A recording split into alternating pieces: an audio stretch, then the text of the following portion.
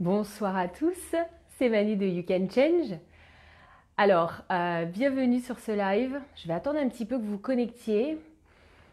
Et si vous êtes connectés, si vous m'entendez, si vous me voyez, j'aimerais juste que si quelqu'un pouvait mettre un petit commentaire pour me dire que le son est bon, puisque j'ai changé mon système sonore pour que le son extérieur soit pas polluant. Ce soir, j'ai mis un petit micro. Parce qu'il y a pas mal de vent, donc si vous pouviez juste me dire si c'est ok. Donc je vais vous attendre un petit peu, je vais attendre que les gens se connectent. Bonjour, bonjour, merci d'être là. Bienvenue à tous sur ce live.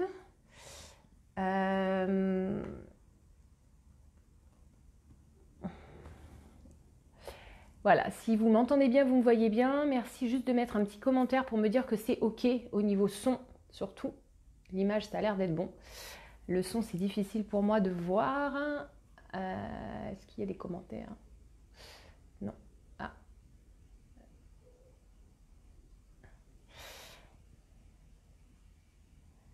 Voilà, je vous laisse rejoindre le live. Et si quelqu'un peut juste mettre un petit commentaire pour me dire que le son est bon, que c'est ok, parce que je ne vois pas les commentaires pour l'instant. Hop. Et aujourd'hui, on va parler de spiritualité, de religion. Je vais vous expliquer un petit peu mon parcours à moi et pourquoi je vous partage ça aussi. Donc voilà. Ah, ça y est, je me vois là. Est-ce qu'on m'entend là sur ce son? Je vais regarder juste qu'on m'entend bien. Ok. Ça a l'air de marcher. Ok. Cool. On va attendre un petit peu encore que les autres nous rejoignent. Ça a l'air d'être bon. Bienvenue, bienvenue. Salut Gaëlle, bienvenue sur ce live. Voilà, juste, est-ce que Gaëlle, tu peux confirmer en message, enfin un petit commentaire si tu peux, que tu m'entends bien, tu me vois bien, pour m'assurer que c'est bon pour tout le monde. Et après, on va commencer. Je regarde juste en même temps sur mon ordi, hein, je ne suis pas en train de faire 50 000 trucs, pour m'assurer que, voilà. Ah, cool, merci Cécile. Everything ok, cool. Ah, ça y est, je vois les commentaires. Trop bien. Ok, et ben on va commencer. Et puis ceux qui nous rejoindront plus tard, nous rejoindront plus tard. Donc aujourd'hui, j'aimerais vous parler en fait de religion, de spiritualité, de mon expérience de décorporation. Je vais vous expliquer un petit peu pourquoi je vous exprime ça et pourquoi je vous le partage. Parce que je ne l'ai pas vraiment partagé, salut Rose, à qui que ce soit avant, pour plein de raisons. Mais je trouve que ça a du sens en fait de partager ça parce que j'ai vu un témoignage hier sur une NDE, donc une expérience, comment on appelle ça, Near Death Experience, une expérience, attendez, comment on dit en français? Je vais vous dire parce que je l'ai noté.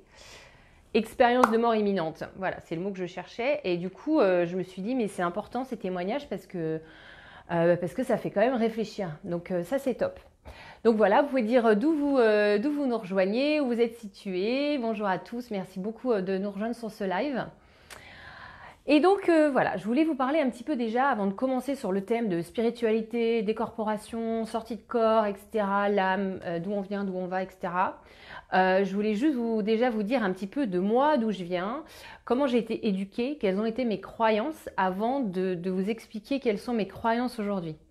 Tout ce que je vous explique, bien sûr, c'est ma propre expérience et mes propres croyances, donc ma propre carte du monde qui est vraiment, qui m'appartient et qui n'a pas besoin d'être d'être crue par qui que ce soit d'autre en fait. C'est juste un partage, donc vraiment, voilà, faites preuve de discernement.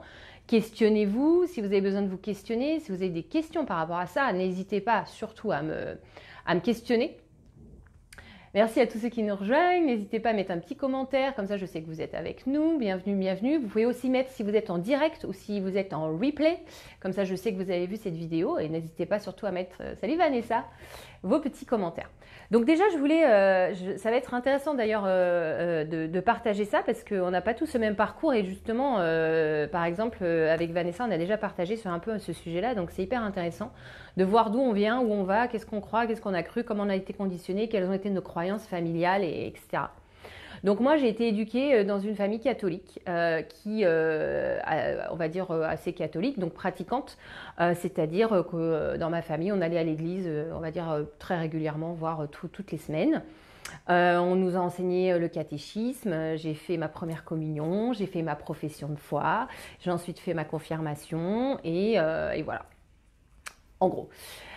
Et donc pendant toutes ces années, donc là je vous parle confirmation, c'était quand j'étais, enfin voilà, je devais être à l'époque, je devais être au lycée, donc ça a été mes choix en fait.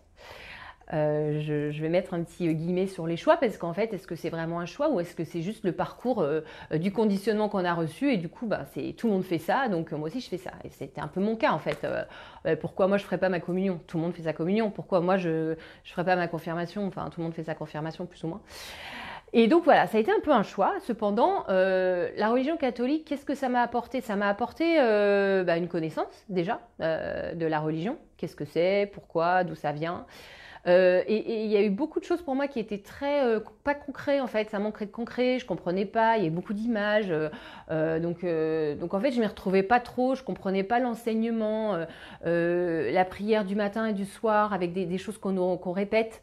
Je comprenais pas forcément le sens des prières et donc je ne voyais pas trop à qui je m'adressais et donc ça n'avait pas vraiment de sens en fait et quand je dis ça n'a pas de sens c'est que ça ne m'a pas éveillée ou j'ai pas ressenti le besoin d'aller à l'église, j'ai pas ressenti une transformation intérieure et je vous parle de ça parce que c'est venu plus tard donc forcément je peux comparer en fait. Et j'ai eu ça d'une source différente. C'est vraiment ça qu'il faut comprendre. Donc en fait, la religion catholique, ça a été un peu un ancrage de connaissances, un ancrage de tout ça en fait, mais qui m'a pas transcendée en fait. Je voyais pas beaucoup aussi une transformation autour de mes proches. Il y avait des vraies valeurs, donc ça c'est hyper important. Il y a aussi des choses dans la religion catholique auxquelles je n'adhère pas et donc qui pour moi sont un peu bloquants parce que c'est ça c'est le bien, ça c'est le mal et si tu fais ça tu vas là et donc on est tous péchés et donc on va aller en enfer et donc en fait tout ce côté-là ça résonnait pas en moi quoi. Je me disais bah mince donc déjà moi je suis catholique donc je sais à peu près ce qu'il faut faire pour aller au paradis mais les autres copains là qui sont pas religieux eux ils sont un peu dans la mouise parce qu'ils sont même pas au courant qu'il y a un paradis et un enfer donc en fait ils vont tous se retrouver en enfer. Donc voyez le truc en fait. Déjà si tu commences déjà à te prendre bien la tête sur des concepts tu dis en fait c'est un peu risqué tout ça. Donc moi j'étais pas à l'aise. J'étais pas à l'aise avec certains trucs et puis après c'est tout ce qui est autour de ça, hein. Le bien, le mal, faut faire ci, faut faire ça et puis si tu fais pas ci, tu seras puni, etc. Bon, soit.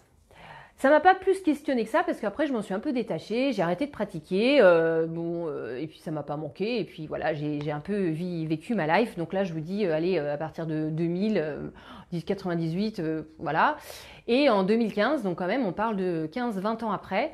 Je vous passe l'histoire du pourquoi, du comment j'en suis arrivée là, mais bon, on va dire raison de santé. J'ai trouvé, ma vie m'a amené la méditation transcendantale. Donc je pense que c'est important que je vous explique ce que c'est pour que vous compreniez. Il y a peut-être des gens qui savent pas ce que c'est. Aujourd'hui, on parle beaucoup de méditation de pleine conscience. Il y a beaucoup d'applis où on peut méditer en pleine conscience. C'est pas ça. La méditation transcendantale vient d'Inde à la base. C'est une méditation ancestrale donc qui date de plus de 2500 ans, donc qui a été toujours transmise à travers les années, qui est toujours la même chose. Et ces maîtres, en fait on les appelle des maîtres Védas, donc c'est lié à l'Ayurvédique.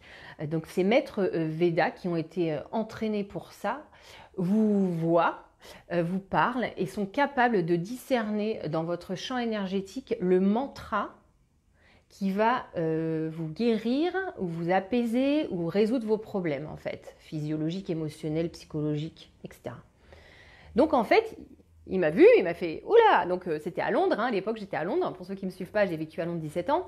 Et donc moi j'y suis allée parce que j'étais insomniaque. Donc je ne dormais pas, je n'arrivais pas à arrêter mon cerveau. C'était un cauchemar. Ça faisait 15 ans que j'étais insomniaque. Donc j'ai eu plein de problèmes physiologiques ensuite.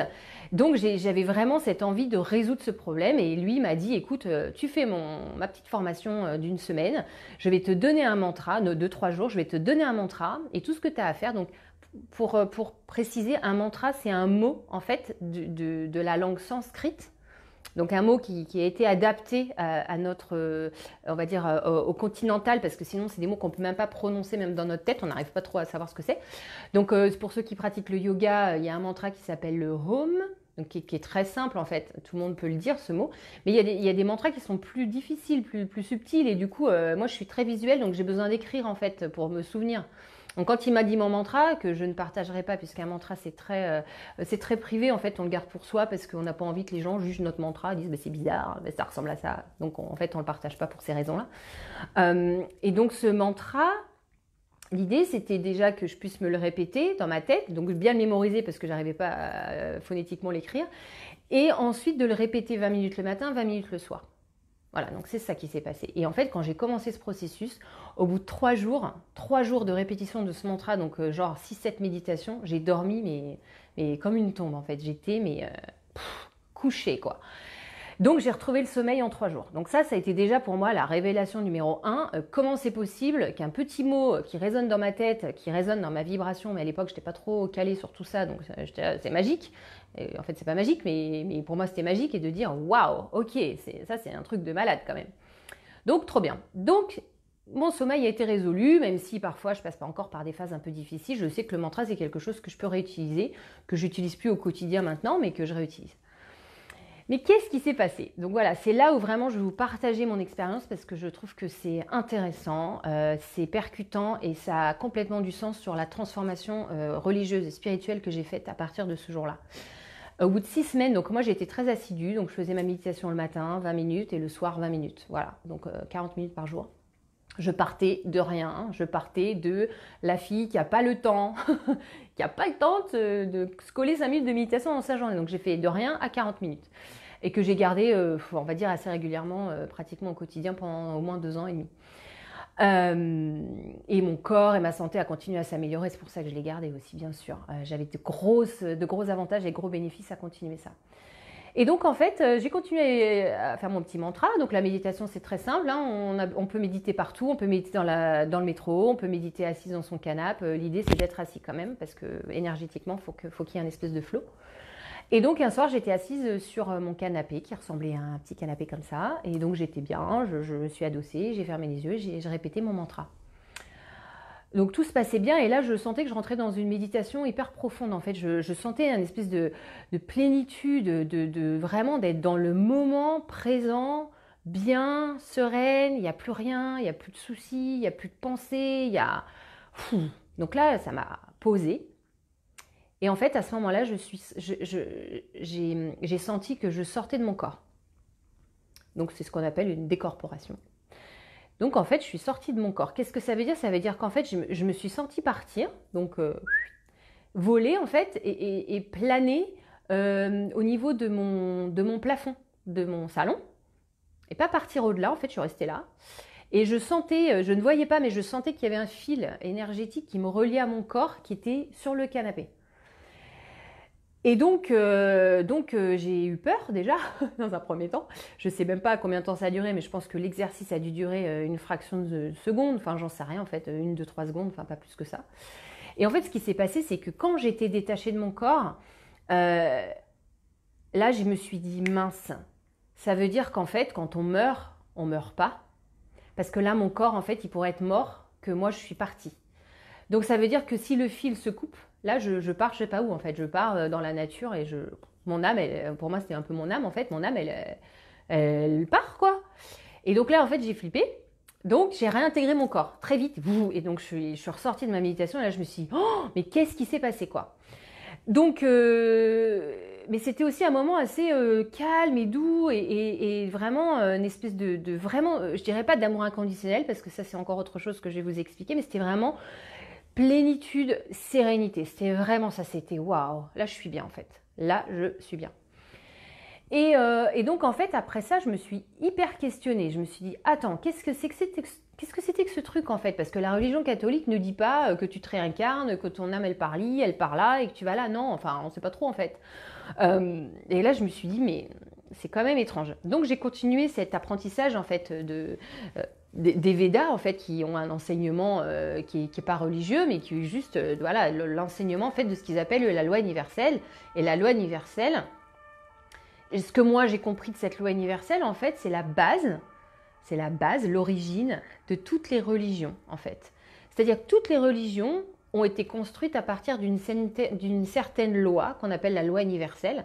Et la raison pour laquelle ça fait partie de mes croyances aujourd'hui, c'est qu'avec mes différentes lectures que j'ai eues, en analysant un peu les lectures de différentes civilisations, j'ai réalisé que c'est la même loi en fait. C'est la même loi, c'est-à-dire que donc, ce que ces croyances-là disent, ça reste toujours une croyance, hein, donc vous prenez ce que vous voulez de tout ça.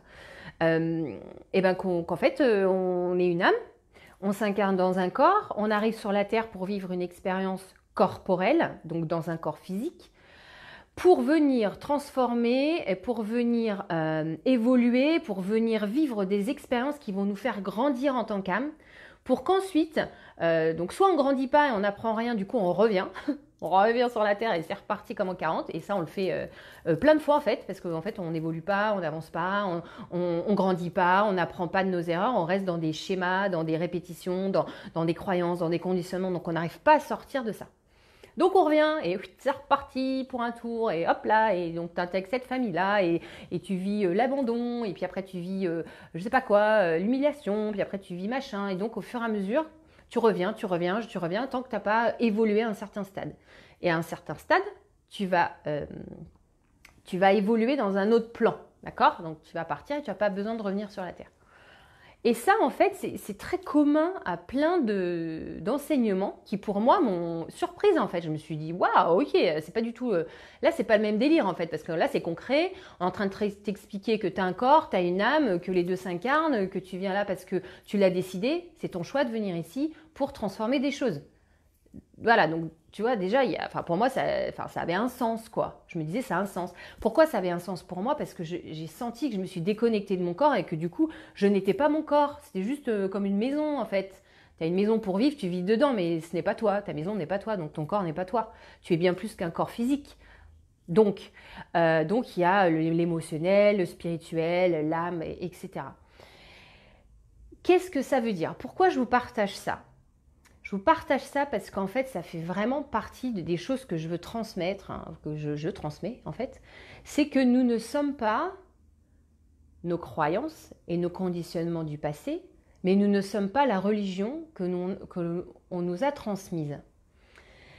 Mais là, c'est difficile. Parce qu'en fait, quand on est issu d'une famille qui est très religieuse, quand nous, on perçoit autre chose, et qu'on nous montre une nouvelle vision du monde, en fait, c'est ça, hein, parce qu'on n'est pas en train de nous montrer une autre vision de la religion, on est en train de nous montrer autre chose. C'est comme si on nous donnait un nouveau livre, en fait. Tu dis, ah bah tiens, c'est marrant ce livre. Ah bah merci Rose. C'est exact, je suis d'accord, depuis que je fais du Kundalini, il y a plein de choses religieuses qui s'expliquent, exactement. Et c'est ça, en fait, c'est comme si on vous donne un autre livre, on vous dit, tiens, est-ce que tu as regardé cette version, en fait? Et là, tu te dis, ah ben, ça c'est intéressant. Sauf que la différence pour moi, c'est que la méditation transcendantale, qui n'est donc pas de base religieuse, m'a vraiment fait vivre, déjà m'a guéri, énormément physiquement, juste en répétant un mantra, c'est-à-dire que je priais personne, hein, je m'adressais à personne, mais du coup d'être dans mon corps, c'est-à-dire de me recentrer sur moi et de me reconnecter à quoi? En fait, mon âme. Et en fait, c'est pas l'extérieur, en fait. Les croyances, c'est pas l'extérieur, c'est qu'on a tout ça en nous. Mais encore faut-il trouver l'outil qui va nous permettre de revenir à l'intérieur. Et moi, ça a été mon outil de base, en fait. L'originel. L'outil originel. Et Et là, en fait, j'ai découvert un monde qui m'a transcendé un peu, enfin pas transcendé parce que c'est fort, mais qui m'a vraiment transformée, c'est plutôt ça, qui m'a transformée, qui m'a fait ouvrir les yeux, qui m'a fait prendre du recul, qui m'a fait vraiment vivre des choses top. Et quelques mois plus tard, en fait, cette personne avec qui j'avais fait cette formation m'a dit, Manu, j'aimerais vraiment que tu fasses une retraite qu'il appelle des retraites rounding. Donc en fait, c'est des cycles. Et en fait, je vous explique parce que c'est quand même hyper intéressant. Ce cycle, en fait, c'est un cycle de 50 minutes. Ok. Donc, en fait, pendant 50 minutes, il y a 5 minutes de respiration alternée. Ensuite, il y a 15 minutes de yoga avec des mouvements qui sont très doux, mais très spécifiques. On commence par des points très spécifiques avec les méridiens, donc c'est du yoga très doux. Après, on médite avec notre mantra pendant 20 minutes. Et après, on s'allonge pendant 10 minutes. Donc ça dure 50 minutes. Et une fois qu'on a fini ce cycle de 50 minutes, on recommence. Et on recommence. Et on recommence. Et on recommence. Et ça dure un week-end. On a des pauses, mais en gros, les cycles, c'est des 4. Donc 4 fois 50. En gros, c'est 4 heures. Et si on s'endort à la fin du cycle, on se réveille et on reprend un cycle, en fait. Parce qu'il y a des gens qui s'endorment ou tu pars dans... Voilà. Il y a des choses qui doivent être transformées, libérées. Donc en fait, chacun... en gros, c'est 50 minutes, mais parfois, un cycle peut durer 1h30. Et pendant ces cycles, en fait, notre inconscient vient chercher dans le corps les choses qui n'ont pas été, qui ne sont pas remontées à la surface et qui viennent libérer en fait, qui viennent sortir. Donc ça peut être émotionnel, ça peut. Alors forcément, on passe par des stades, vous imaginez bien, pas super fun. Hein. Il y a des stades drôles et il y a des stades hyper tristes, violents. Enfin, la colère, toutes les émotions remontent. Les scènes du passé peuvent remonter, des scènes de vie passée peuvent remonter. Donc en fait, c'est comme si on venait d'un côté ouvrir les vannes et dire vas-y. C'est le moment de libérer. Donc, on libère. Et donc, en fait, pendant toute cette retraite, on partageait. Tout le monde faisait son petit partage. Et moi, j'étais hyper frustrée, en fait, parce que j'avais l'impression de rien libérer. Je ressentais pas grand-chose. Faire des rounds, ça me saoulait. J'étais en mode, vas-y, on se lève à 6 heures, on mange pas. On fait des rounds, on fait du yoga, on fait du machin, et on respire, et c'est reparti. Et moi, en fait, ça me saoulait, quoi. Clairement, j'étais gavée, quoi. Et donc, au bout de 3-4 jours, je crois que ça durait 4 jours, hein, le dernier jour, toujours rien. Il y en avait qui passaient par des stades vraiment extrêmes. Et moi, effectivement, j'ai eu ce stade hyper lourd et après beaucoup plus légère. Mais j'ai pas eu des transformations de dingue, quoi. Après, je me dis, peut-être que parce que j'ai pas eu beaucoup de souffrance, donc peut-être que bon, voilà, j'ai pas eu vraiment des émotions ou des sentiments qui m'ont vraiment surprise, quoi. Et donc cette personne qui s'appelait Will Williams, je vous invite à regarder son site, il est à Londres, donc c'est en anglais, m'a dit mais Manu, ne cherche pas en fait, ne cherche pas la transformation, ce qui est. Ok, ce qui est, et ce qui doit venir viendra en fait. Donc c'est ce que j'ai fait. Je me suis dit, bon Manu, c'est bon, on n'est pas là pour vivre à 30. Tu vois, en fait, moi j'avais envie de monter, j'avais envie de revivre un peu cette sortie de corps, j'avais envie d'expérimenter ça, je trouvais que c'était fun et tout. Et j'étais trop bien, donc voilà, j'étais un peu dans ce truc-là en fait. C'est ce qu'on appelle l'ego spirituel, c'est tu commences à vivre des trucs et puis en fait, t'as envie de continuer, alors que t'es plus du tout avec toi-même en vivant le moment présent. Donc il me dit, Manu, lâche prise, lâche-la faire quoi. C'est pas, voilà, tu vivras ce que t'auras vu. Et le lundi, donc c'était notre dernier jour de retraite, et le lundi, on rentrait chez nous et il a dit, vous faites un dernier round de 50 minutes chez vous en arrivant, et après la retraite, ça mettra fin à votre retraite spirituelle. Donc je rentre chez moi, j'appelle ma coloc de chambre qui était ma coloc pendant la retraite et je lui dis, ça te dit qu'on le fasse en même temps, comme ça on se motive à refaire un dernier round, tu vois, parce qu'on n'en pouvait plus. Elle me dit, ok, ça marche, et puis on s'appelle après. Ok, je fais mon round, je médite, et pendant ma méditation, mon chakra du cœur, ça fait comme s'il avait explosé en fait. Mais moi, je ne savais même pas ce que c'était que les chakras à l'époque.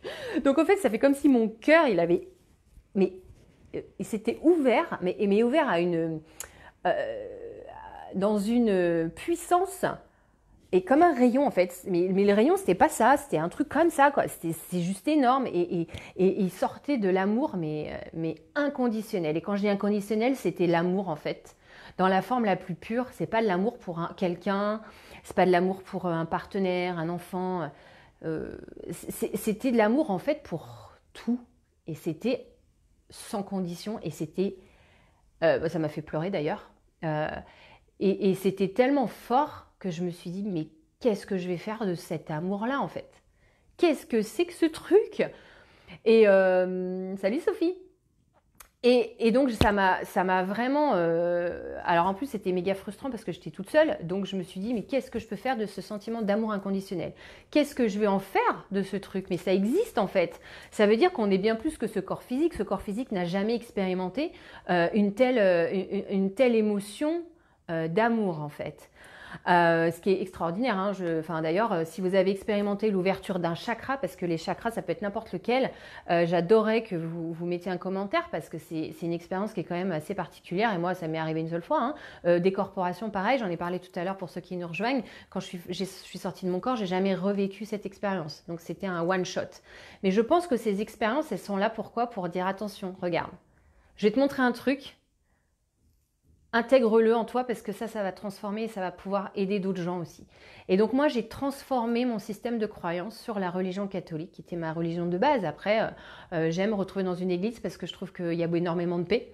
J'aime entendre les gens chanter. Parfois, ça m'émeut énormément de rentrer dans une église. Je sens les émotions qui montent parce que on est plus connecté et donc beaucoup plus en lien avec ce qui se passe dans des églises qui sont quand même des sources énergétiques extrêmement fortes et extrêmement belles.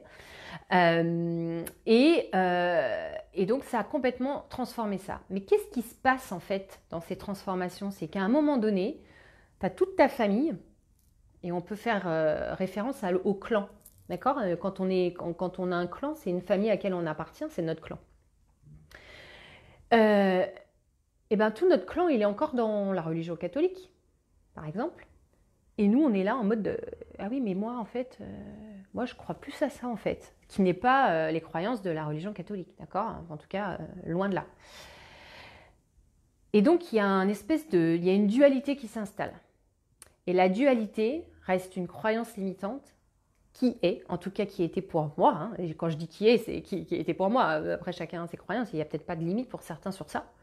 Et moi, ça a été inconscient, hein. Mais ce que j'ai détecté par la suite, c'est qu'est-ce que ma famille va penser de moi si je ne pense plus pareil qu'eux? Est-ce qu'ils vont continuer à m'aimer ou est-ce qu'ils vont me rejeter? Donc, peut-être vaut-il mieux que je continue à croire à ça. Ce qui est valide pour toutes les croyances que l'on a par rapport à soi. Mais je voulais vraiment parler de religion parce que pour moi, c'est aussi important de faire ce travail, d'assumer nos croyances. Et nos croyances restent des croyances. Je pense que il y a 5 ans, je ne pensais pas ça. Il y a 2 ans, je pensais encore quelque chose de différent. Aujourd'hui, je pense ça.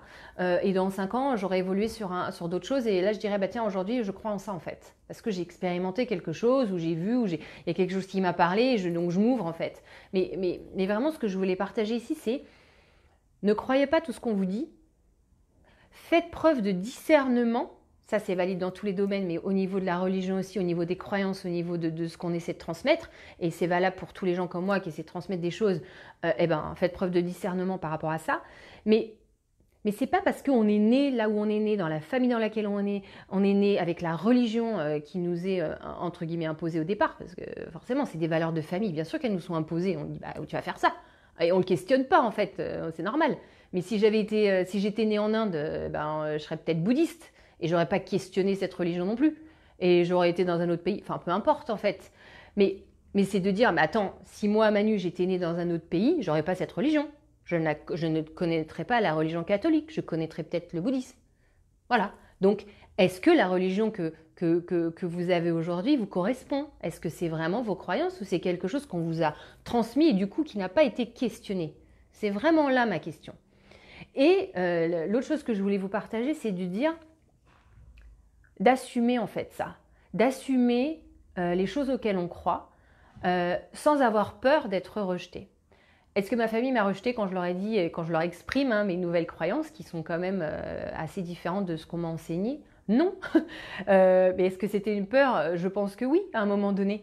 Parce que quand on devient le mouton noir de la famille, ça peut être un certain degré, ou ça peut être le mouton noir qui fait tout à l'inverse et qui est en mode rebelle, ça existe aussi. Est-ce que ce mouton noir, justement, il n'est pas là aussi pour venir questionner, apporter ce discernement dans une famille et dire, ah bah tiens, c'est intéressant. C'est pas complètement con ce qu'elle dit non plus. Donc peut-être que ça vaut le coup que je regarde. Mais à partir du moment où on est clair, en fait, à partir du moment où on est lucide par rapport à ses croyances, eh ben, il n'y a pas de raison d'avoir peur qu'on soit rejeté ou qu'on soit exclu en fait de sa famille et de son clan. Après, effectivement, ça peut arriver. Donc, je mets toujours un bémol, hein. C'est à chacun de sentir ce qui est bon pour lui et ce qu'il peut partager. Et si on sait qu'on va être exclu parce que c'est pas possible dans une famille d'être différent, là, je suis pas en train de vous dire cassez-vous et dites au revoir à la famille. Ben non, parce que forcément, enfin voilà, il y a des compromis parfois à faire qu'on fait ou pas. Mais je veux dire, ça ne veut pas dire que vous ne pouvez pas explorer votre religion, ça ne peut pas dire que vous ne pouvez pas l'assumer, mais surtout, le plus important, c'est de ne pas imposer ses croyances aux autres parce que vous avez découvert quelque chose de nouveau. Donc moi, en fait, ce que j'ai jamais fait, en tout cas, j'essaie de ne pas le faire, c'est d'imposer, de dire oui, mais regarde ça. J'essaie de le partager parce que moi, ça résonne tellement en moi que c'est fort chez moi. Mais je ne dis pas, mais toi, tu as tort et moi, j'ai raison. En fait, ça reste une bataille d'ego. Mais juste de partager ma vision et de dire, bah voilà, moi j'ai appris ça, ça m'a transformé comme ça, voilà ce que moi ça m'a apporté. Et du coup, de peut-être aider les gens à essayer quelque chose de différent. Parce qu'il y a certaines personnes, ça les aide énormément la religion, et ça je ne suis pas du tout en train de dire le contraire. Et tant mieux, mais tant mieux. Mais il y a d'autres gens aussi, ça ne les aide pas. Et donc, ils ont peut-être besoin d'autre chose, d'avoir juste une nouvelle vision sur autre chose. Et ça ne veut pas dire c'est cette religion-là ou c'est celle-là ou c'est cette croyance-là. Ça peut être tout ça en même temps, en fait. Ça peut vraiment être tout ça en même temps et de dire, bah tiens, ça me parle. Cette partie-là de cette religion, ça me parle pas. Donc, je prends ça, en fait. Aime ton prochain comme t'aimerais toi-même. Un truc comme ça. Eh bah oui, forcément. Bah, ça, c'est la religion catholique. Bon, bah alors oui, bah, moi, je vais aimer mon prochain comme autant que j'aimerais qu'on m'aime ou que je m'aime. Enfin, je ne sais plus trop comment on dit, mais voilà. Donc, c'est vraiment ça, c'est d'assumer les croyances sans devoir vouloir les imposer aux autres.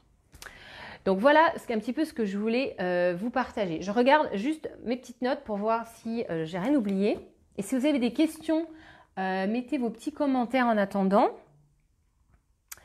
Et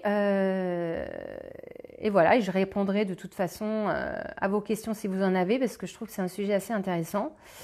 Nos conditionnements sont nos expériences, mais elles peuvent évoluer, changer, se transformer à tout moment. Donc ça, c'est vraiment important de comprendre que les croyances, c'est pas que les valeurs, les croyances, la religion, c'est quelque chose qu'on peut vraiment changer. Donc voilà, ne croyez pas tout ce qu'on vous dit, mais discernez, questionnez toujours les informations qu'on vous apporte. Et ça, c'est vraiment valable dans tous les domaines de notre vie, surtout en ce moment. Faites preuve de discernement par rapport aux informations qui viennent à vous. Voilà, se détacher des croyances, laisser place à la nouveauté aussi, laisser place à un autre point de vue. Je trouve que ça, c'est super important de dire, tiens, toi, tu as une vision différente, vas-y. Je m'ouvre et je suis réceptive et j'écoute. Être dans l'écoute, c'est hyper important, c'est comme ça qu'on grandit aussi. Ce que je voulais vous partager, c'est que demain matin, j'ai prévu une publication qui est de la chaîne YouTube. J'en ai déjà parlé plein de fois, j'ai partagé des documentaires sur ce groupe « Une vie épanouie sans stress avec Manu ». Si vous n'y êtes pas, allez-y, rejoignez-nous. Le documentaire sur Tistria s'appelle, donc c'est de Nicole Dron. 45 secondes d'éternité où elle partage sa near-death experience, donc son expérience de mort imminente, qui est absolument incroyable. Cette femme, elle est d'une sagesse, d'une gentillesse, mais enfin, ça m'a encore fait pleurer, c'est la deuxième fois que je le regarde. Et en fait, elle explique, ces 45 secondes, c'est énorme en fait. Enfin, c'est rien, hein, mais c'est énorme. Donc elle était morte, enfin elle était déclarée morte parce qu'elle était à l'hôpital du coup. D'où l'expérience de mort imminente. Et elle a été déclarée morte pendant 45 secondes. Et en fait, elle raconte ce qu'elle a vécu pendant ces 45 secondes d'une façon, juste... et je trouve que c'est plein d'espoir en fait son message. C'est vraiment plein d'espoir. Et du coup, parler de la mort, c'est la peur numéro 1 dans le monde. On en parlait encore aujourd'hui. Et ben, je trouve que ça apaise énormément de savoir qu'en fait, la mort n'existe pas. La mort du corps, certes, mais la mort n'existe pas. Ça reste une croyance, hein, mais regardez ce documentaire, surtout si vous êtes sceptique. Je trouve que c'est un documentaire qui ouvre la porte à une vision différente.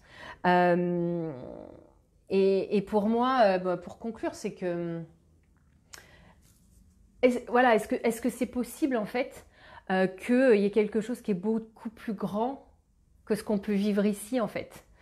Et du coup, de se questionner sur ça. Et je trouve que ben, moi, c'est complètement ma croyance. Et comme disait Nicole Drawn dans son documentaire, et j'adore ça, elle dit la disparition de nos êtres chers n'enlève pas la souffrance, mais ça enlève, comment elle dit, mince, j'ai perdu le terme, euh, la désespérance, c'est ça. Donc ça n'enlève pas la souffrance, mais ça apaise ou ça enlève la désespérance. Parce qu'en fait, elle sait qu'on va se revoir. Et sous une autre forme, mais on va se revoir. On n'est pas, voilà, on n'est pas bon, mort vraiment. Alors, je regarde juste vos commentaires. Donc, hop.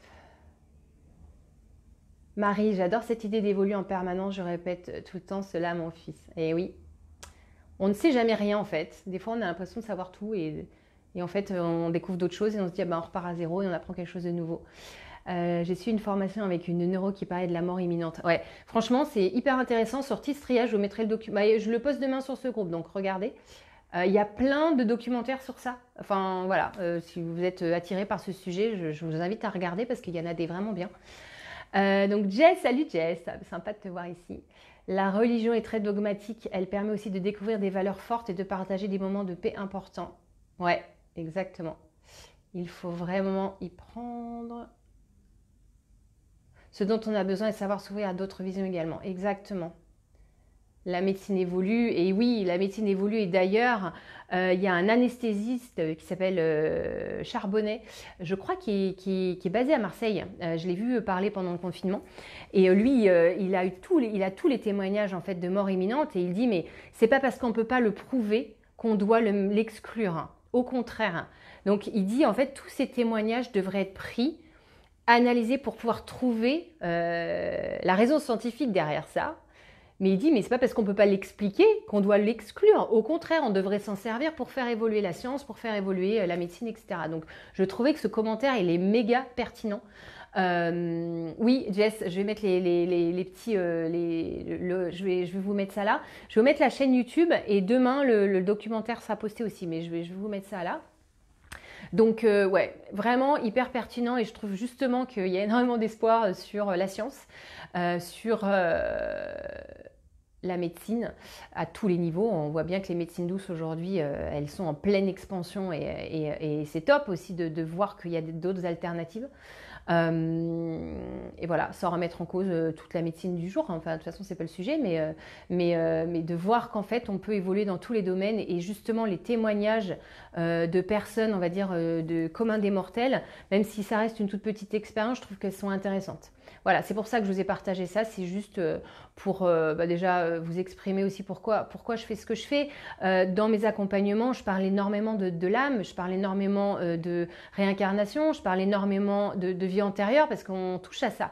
Donc forcément, si les gens en face sont complètement fermés à cette vision, je ne peux pas les accompagner en fait, parce que ça fait vraiment partie intégrante de mes soins énergétiques, ça fait partie intégrante de ce que je transmets.